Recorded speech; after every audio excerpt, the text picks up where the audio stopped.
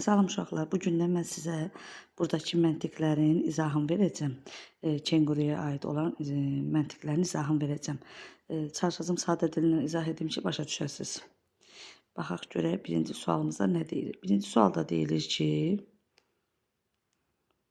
kenguru 200 dənə 100 və 1 ədədlərini toplayır. Baxaq görək bu nə deməkdir? 200 dənə 100 deyəndə biz demişik ki, belə tapşırıqlarda yazdım bura 200, düzdürmü? 200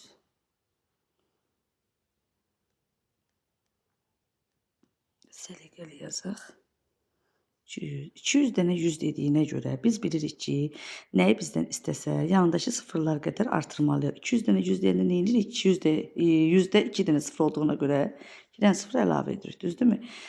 Sonra deyir ki, 1 ədədini topla. Üstünə də 1 gəlirik. Burada cavabımız olacaq 20.001. Yəni biz bunu alt alta da toplasaq görərik ki, burada cavabımız 20.001 eləyir.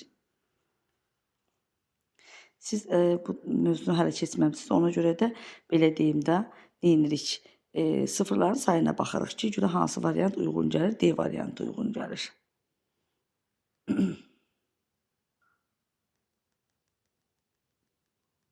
Keçək növbəti suala, burada D variantı oldu. Növbəti sualda deyir ki, 1-dən 4-ə qədər rəqəmlər öz güzgü təsvirləri ilə birlikdə verilib. Sonraki şəkil hansı olacaq?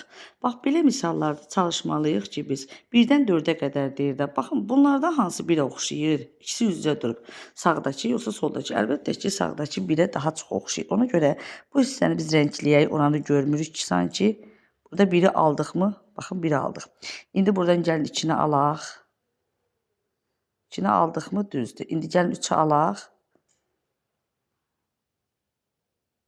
Buradan 3'ü almağa çalışdım. 3. Buradan da nəyi alıram? 4'ü alıram. Deməli, mən nə etməliyəm? Baxın, sol tərəfi silməliyəm, sağ tərəf qalmalıdır.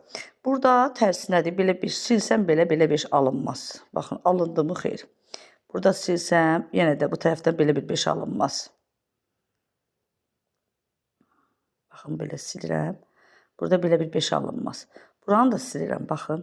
Yenə belə bir 5 alınmadı. Çünki bunlar kimi yanına qoyanda 5'ə oxşamalıdır da.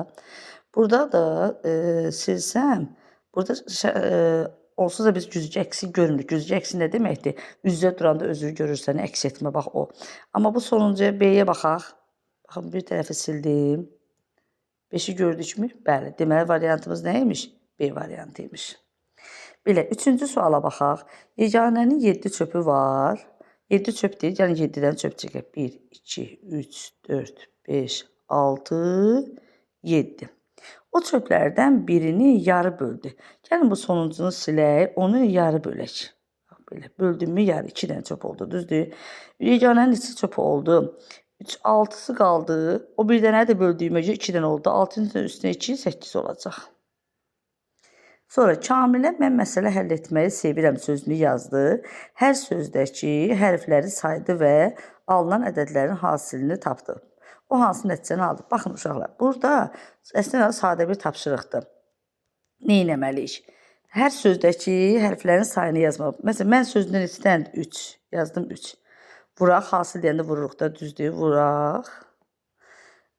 Məsələ sözünü. Məsələ sözündə 6 hərf var. Onu da vuraq.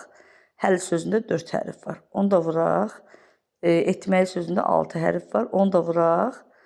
Sevirəm sözündə 7 hərf var. Bərabər. Bunları bir-birinə 3'ü vursan 6'ya 18, 18'i 4'ə, sonra bir-birinə vura-vura cavab edirik 3024. Bunu da burada vurub bir vaxtımızı almayaq.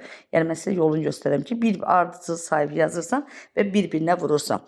Bəzən uşaqlar belə istəyirlər ki, 3'ü 6'ya vurum 18, 18 də vurum 4 vuraq 6, 24. Əslində cavab dəyişməyəcək, amma vuruqları yerini dəyişən hansı dəyişməyəcək. Qruplaşdırma, paylama, nə eləsiz dəyişməyəcək. Amma axı biz 2 rəqəmli ədədin vurulmasını, 2 rəqəmliyə vurulmasını keçməmişik. Ona görə çalışın ki, ardıcıl vurmaqla yerinə yetirəsiniz. Bu da belə.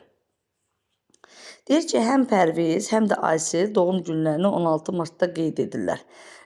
Amma Pərviz anadan onda Ayselin 3 yaşı var. Deməli, bunların doğulduqları il ayrı-ayrıdır. İkisi eyni ildə olmuyor. Amma ad günləri eyni gündədir də, 16 martda. Aysel Pərvizdən yaşca 2 dəfə böyük olduqda Pərvizin neçə yaşı olacaq? Baxın uşaqlar, biz artıq bilirik ki, Ayselin 3 yaşı var idi. Pərviz doğulub, yoxdur heç nə 0 olanda. Ayselin artıq 3 yaşı var. Düzdürmü? İndi deyir ki, Aysel Pərvizdən yaşca 2 dəfə böyük olanda. Necə yaşca 2 dəfə böyük olar? 3-ü vuraram 2-yə. Eləyər 6. Deməli, Ayselin 6 yaşı olanda Pərvizin neçə yaş olacaq? 3 il keçibsə, deməli, bunda 0-ın da 3 gələndə eləyəcək 3. Pərvizin olacaq 3 yaşı. Belə.